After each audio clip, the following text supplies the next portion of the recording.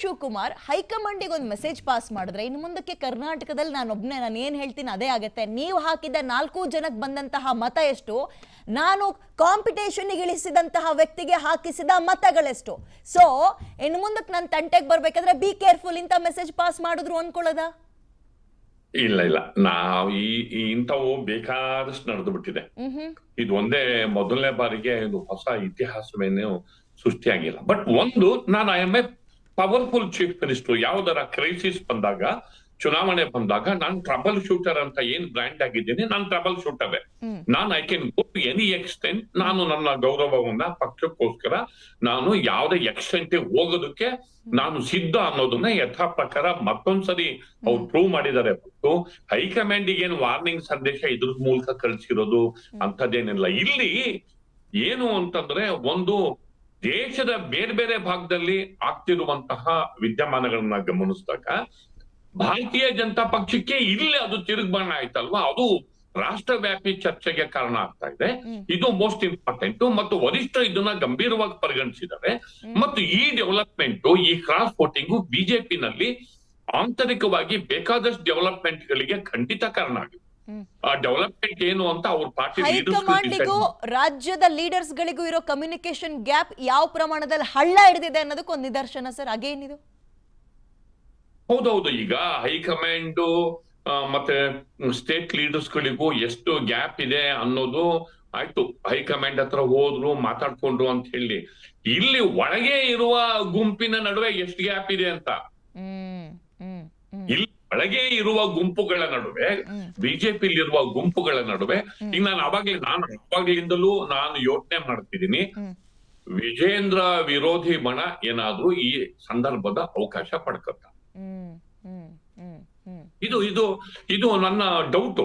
ನಾನೇನೋ ಸ್ಪೆಸಿಫಿಕ್ ಆಗಿ ಯಾರಾದ್ರೂ ಹೆಸರು ನೀನು ಅಡ್ಡ ವೋಟ್ ಮಾಡಿದೀಯಾ ಅಂತ ನಾನು ಹೇಳ್ತಿಲ್ಲ.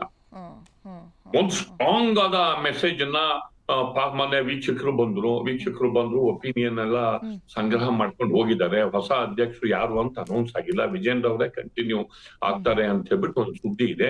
ಅವರಿಗೆ ತೊಂದರೆ ಕೊಡೋದಕ್ಕೆ, ಅಥವಾ ತೊಂದರೆ ಅಲ್ಲ, ಅವರಿಗೆ ಕೌಂಟರ್ ಮಾಡೋದಕ್ಕೆ, ಅಥವಾ ಇನ್ನೇನೋ ಬೇರೆ ಶಾಸಕಾಂಗ ಪಕ್ಷದ ನಾಯಕರು ಇರ್ತಾರೆ, I mean leader of opposition ಇರ್ತಾರೆ. ಹೀಗೆ ಬೇಕಾದಷ್ಟು ಈಕ್ವೇಶನ್ಸ್ ಇರುತ್ತೆ. ಆದ್ರಿಂದ ಈ ಅಡ್ಡ ಮತದಾನ ಇಷ್ಟೆಲ್ಲ ಗುಮಾನೆಗಳಿಗೆ ಕಾರಣ ಆಗಿದೆ.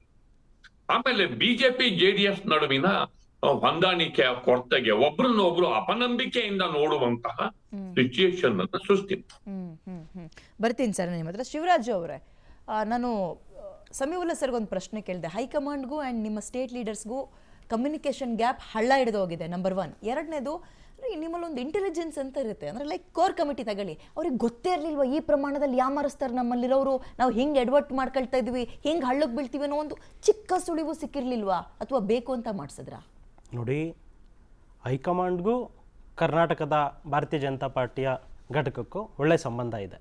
ಅದು ಹಳ್ಳ ಹಿಡಿದಿದೆ ಮುಂದುವರಿತಾರೆ ಅಂತಾನು ಹೇಳಕ್ ಧ್ವನಿ ಇಲ್ಲ ನಿಮ್ಗೆ. ಇವರೆಲ್ಲ ಚೇಂಜ್ ಮಾಡ್ತೀವಿ ಅನ್ನಕ್ಕೂ ಸೊಲ್ಲಿಲ್ಲ. ಯಾವಾಗ ತೀರ್ಮಾನ ತಗೋಬೇಕು ಅದನ್ನ ಹೈಕಮಾಂಡ್ ತಗೊಳುತ್ತೆ.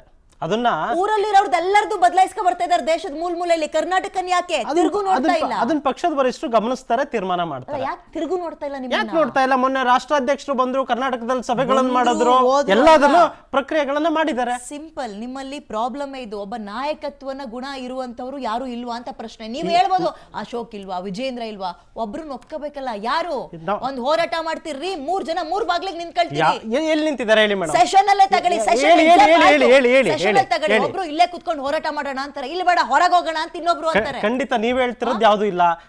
ಸದನದ ಒಳಗೆ ಆರ್ ಅಶೋಕ್ ಮತ್ತೆ ಚಲವಾದಿ ನಾರಾಯಣ ಸ್ವಾಮಿ ಅವರ ನೇತೃತ್ವದಲ್ಲಿ, ಜೊತೆಗೆ ಜೆಡಿಎಸ್ ಹೊಂದಾಣಿಕೆ, ಇನ್ನೊಬ್ರು ಒಪ್ಕೊಳ್ಳಲ್ಲ.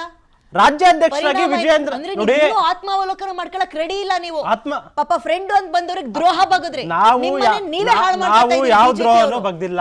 ಒಂದು MLC ಎಲೆಕ್ಷನ್ ಇಡೀ ವ್ಯವಸ್ಥೆನ, ಇಡೀ ಚುನಾವಣಾ ಕಣವನ್ನ ಬದಲಾಯಿಸುತ್ತೆ ಅನ್ನೋದಿಲ್ಲ. ನಾನು ಆಗ್ಲೇನೆ ಹೇಳ್ಬೇಕಾದ್ರೆ ಹೇಳ್ದೆ, 2024ರಲ್ಲಿ ಸನ್ಮಾನ್ಯ ಇದೇ DK ಶಿವಕುಮಾರ್ ಅವರು KPCC ಪ್ರೆಸಿಡೆಂಟ್ ಇದ್ರು. 9 ಸೀಟ್ ಅಷ್ಟೇ ತಗೊಳಕ್ ಸಾಧ್ಯ ಆಗಿದ್ದು MP ನಲ್ಲಿ. ಹಾಗಾದ್ರೆ ಅವ್ರ ನಾಯಕತ್ವವನ್ನು ನೀವು ಅಲ್ಗೆಳ್ತೀರಾ? ಸರಿ, ಈಗ ಅವರ ಯಾವುದೇ ಒಂದೇ ಒಂದು ಚುನಾವಣೆ ಇಡೀ ಭವಿಷ್ಯವನ್ನ ವರ್ತಮಾನವನ್ನ ಬದಲಾಯಿಸುತ್ತೆ. ಒಂದ್ ನಿಮಿಷ ನಾನ್ ಮಾತಾಡ್ಲಿಕ್ ಬಿಡ್ರಿ, ನೀವು ಮಾತಾಡ್ಬೇಕಾದ್ರೆ ನಾವು ಸುಮ್ನೆ ಚುನಾವಣಾ ಆಯೋಗದ ವ್ಯವಹಾರ ನೋಡಿ, ನಿಮ್ ಕೈಲ ಇಡೀ ದೇಶದಲ್ಲಿ ಸೋತಿದ್ದೀರಾ ನೀವು, ಕೇಳಿಸ್ಕೊಳ್ಳಿ. ಪ್ಲೀಸ್ ಗೋ ಹೆಡ್, ಮಾತಾಡಿ. ನೋಡಿ, ಅವ್ರು 9 ಸೀಟಿಗೆ ಬಂದ್ರು. ಹಾಗಾದ್ರೆ DK ಶಿವಕುಮಾರ್ ಏನು ಮಾಡ್ಲೇ ಇಲ್ಲ ಅಂತ ತೀರ್ಮಾನಕ್ಕೆ ಬರಕ್ಕಾಗತ್ತಾ? ಹಾಗೆ ಒಂದ್ ಚುನಾವಣೆ, ಒಂದ್ ಪರಿಷತ್ ಚುನಾವಣೆ, 3 ಕ್ರಾಸ್ ವೋಟಿಂಗು, ಇಡೀ ಪಕ್ಷದ ಮೇಲೆ ಹೇಳ್ದವ್ರನ್ನ ಇಲ್ಲಿ ನಿಲ್ಲಿಸ್ಲಿಲ್ಲ ಅಭ್ಯರ್ಥಿಗಳನ್ನ ಅಂತ ಹೈಕಮಾಂಡ್ ಪಾಠ ಕಲ್ಸಿದ ನೀವು? ನಾವು ಖಂಡಿತ ಆ ತರದ್ದೇನಿಲ್ಲ. ಹೈಕಮಾಂಡ್ ಕೊಟ್ಟಂತ ಅಭ್ಯರ್ಥಿಗಳ ಪರವಾಗಿ ಕಾರ್ಯಕರ್ತರಿಂದ ಹಿಡಿದು ನಮ್ಮ ಇಡೀ ವ್ಯವಸ್ಥೆ ಕೆಲಸ ಮಾಡಿದೆ. ನಾವು ಚುನಾವಣೆಗಳನ್ನು ಇದುವರೆಗೂ ಗೆದ್ಕೊಂಡು ಬಂದಿದ್ದೀವಿ. ಬುದ್ಧಿ ಕಲ್ಸಿದ್ರ? ನಾವ್ ಯಾರಿಗೆ ಬುದ್ಧಿ ಕಲ್ಸಿದೀವಿ ಹೇಳಿ? ನಾವು ಹೈಕಮಾಂಡ್ ನಾವು ತೀರ್ಮಾನ ಮಾಡಿದಂತ ಕ್ಯಾಂಡಿಡೇಟ್ ಗಳನ್ನೇ ಕೊಟ್ಟಿದೆ. ನೀವ್ ಯಾಕೆ ಬುದ್ಧಿ ಲಿಂಗರಾಜ್ ಅವರು ಎಲ್ರಿ ನಿಮ್ ಲಿಸ್ಟ್ ಅಲ್ಲಿ ಇದ್ರು? ಎಲ್ಲಿದ್ರು ಲಿಂಗರಾಜ್ ಪಾಟೀಲ್? ಕರ್ನಾಟಕದ ಕೋರ್ ಕಮಿಟಿಯಿಂದ ಸೆಲೆಕ್ಟ್ ಆಗಿ ಹೋಗಿದ್ದೆ ಲಿಂಗರಾಜ್ ಕೋರ್ ಪಾಟೀಲ್. ಕಮಿಟಿಯಿಂದ ಸೆಲೆಕ್ಟ್ ಆಗಿರೋರಿಗೆ ಶಿಸ್ತು ತೋರ್ಸಕ್ ನೀವು ಖಂಡಿತ ಇಲ್ಲ. ಲಿಂಗರಾಜ್ ಪಾಟೀಲ್ ಅವರು ಕೋರ್ ಕಮಿಟಿಯಿಂದ ಸೆಲೆಕ್ಟ್ ಆಗಿರೋದಂತವ್ರು. ಸರ್ ಪಾಪ ಗೆದ್ಬಿಟ್ರು. ಓಕೆ, ಬಂದೇ ಇರಿ, ಒಂದ್ ಬ್ರೇಕ್ ತಗೊಳ್ಳೋ ಟೈಮ್ ಆಗಿದೆ. ಟೇಕ್ ಅ ಬ್ರೇಕ್ ಆದ್ಮೇಲೆ ಈ ಚರ್ಚೆಯನ್ನ ಮುಂದುವರಿಸಿ.